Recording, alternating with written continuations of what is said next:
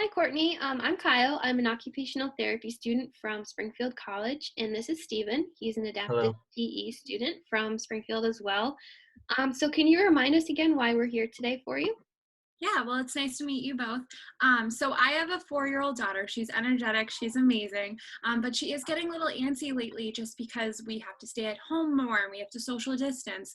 So I'm having a hard time coming up with different activities to do with her. So I was hoping you could help me with that.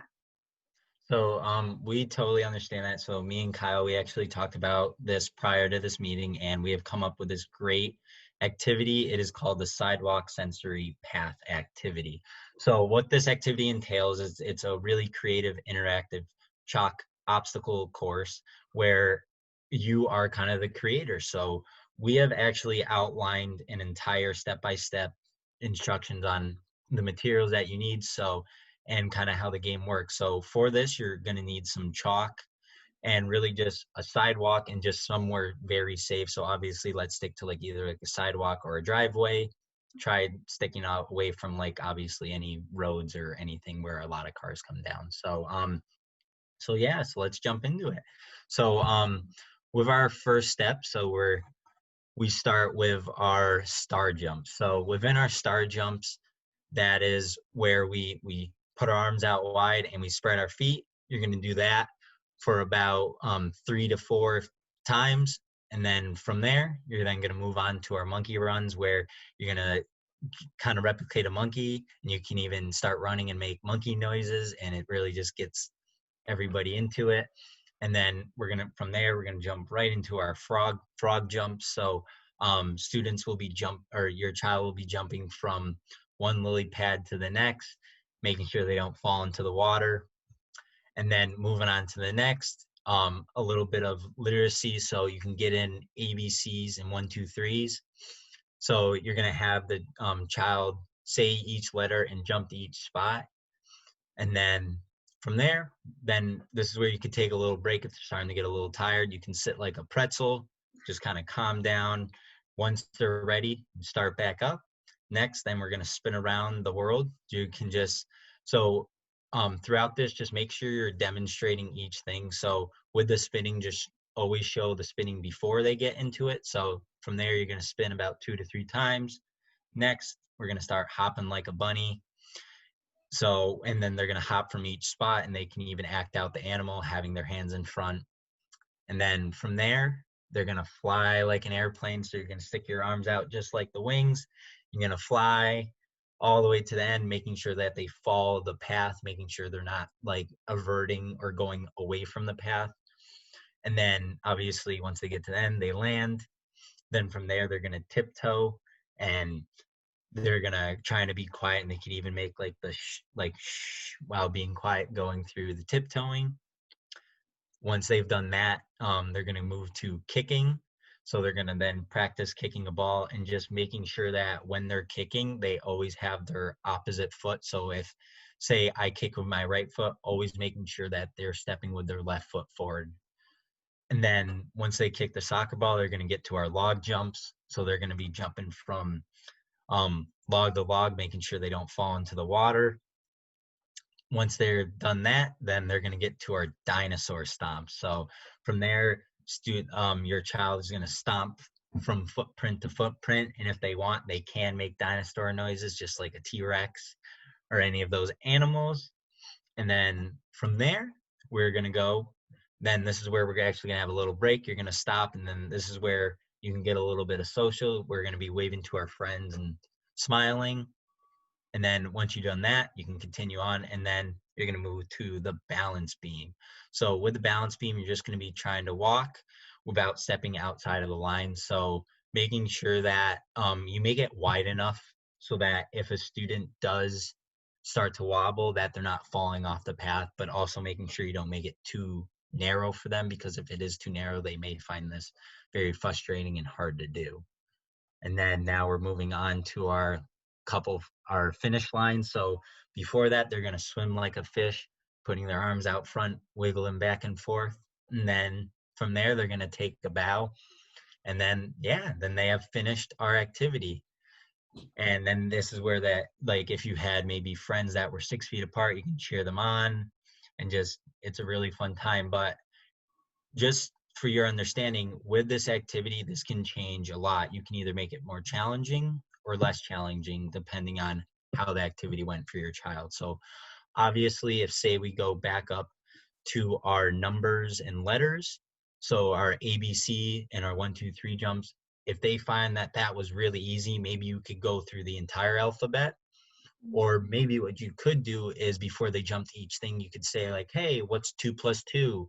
And then when they jump, once they land, they have to answer the question, oh, it's 4. And just kind of making it more challenging like that. Same thing with hopping like a bunny. If they find that they cannot make the jump, start maybe put the spots closer for them so that then they're not using as much force. And that's vice versa. If they find that it's been really easy, make them farther so then the student has to jump farther. And just those are just some of the modifications. And again, if you ever need any more, you can either email me or Kyle to find out more modifications. Right. And yeah. This activity Awesome. can also be done indoors. Just remember, use any kind of household objects that isn't chalk, stickers, paper, anything like that. Great. You guys gave me some great ideas. Do you mind just explaining a little more about the benefits of this for my daughter? So yeah, so kind of the benefits we've been working on is our movement concepts that we've been working on is our relationships, and our skill theme is traveling. So with relationships, it's just kind of talking about where our body is in space. So if we were in a big gym and saying if your child was placed there, what is around them? Oh, maybe there's equipment, maybe there's another student. And it's really looking at, oh, how is that? How is your child standing? Are they standing wide? Are they standing narrow? Because obviously, just like a balance beam, when you're going over, you don't want to have a wide stance, or it'd be very, very hard to do that.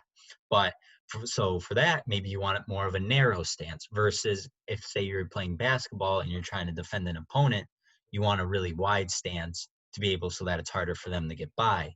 Mhm. And that same thing with the jumping near and far. Maybe you could kind of like as like a modification if they're having really difficulty jumping far, work on their near jumps. There's always a modification that can be used during this activity.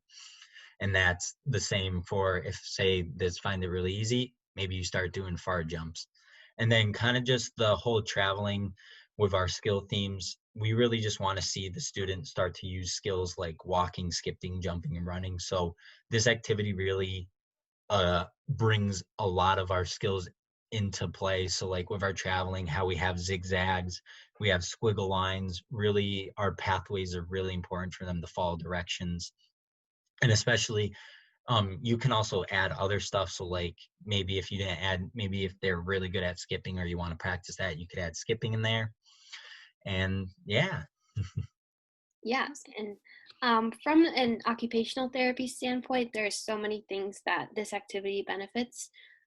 So the sensory path, understanding that is really important because this incorporates various sensory stimuli. So I'm sure you're aware of the five senses. Senses we have touch, sight, smell, hearing, and taste.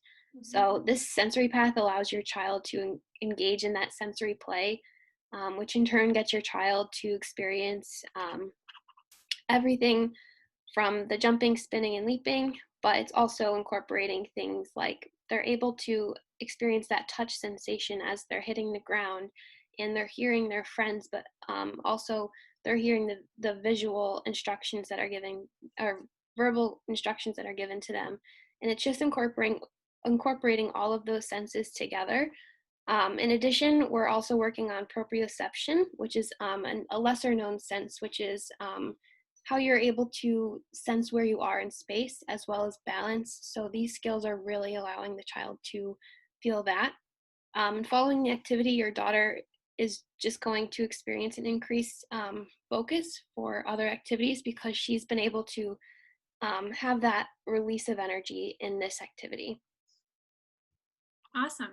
Cool. So I also see here on the screen, in addition to the motor skills you were just both talking about, and the sensory play, I see here that it's all about social participation too, which I know you mentioned in the chalk drawing with like stopping, smiling, and waving to friends. So I see we can take turns.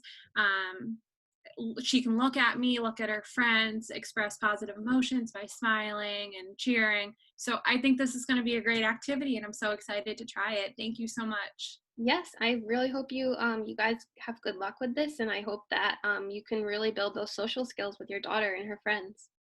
Thank you. Hold on. We have to wait our turn. Okay. Okay. All right, are you ready now? Okay. I'm ready. We're going to jump like a star. Awesome. Keep going. Awesome. Okay, now we're going to run like a monkey. And stop. Now we're going to leap like a frog. Awesome. Okay, what letter is this? A. And this one? Great. Okay, and count with me.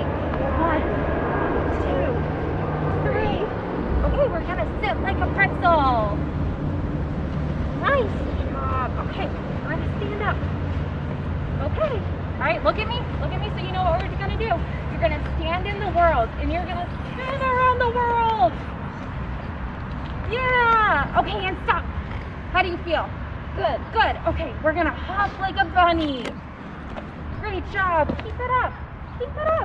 Keep going. You're doing such a good job. Okay, we're going to fly like a plane.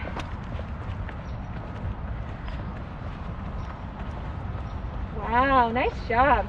Okay, now we're gonna tiptoe in the circles. Do it with me. Good job. Okay, now it says kick, so we're gonna kick the soccer ball. Okay, we're gonna jump on the logs. Nice. Wow, nice job. Okay, we're gonna stomp like a dinosaur. Nice job, keep it up. Okay, and we're gonna stop. We're gonna smile. And we're gonna wave to our friends. Yay! Okay, it says balance in the line. Stay in those lines. Nice, look at you. Okay, there's a fish. What does it say? Swim. Swim, yes. So we're gonna swim like a fish. Ooh, this one's tricky. Oh man. Woohoo! You're gonna stand in the circle and you're gonna take a bow. Nice job, you're finished. Yay. Cheer for your friends.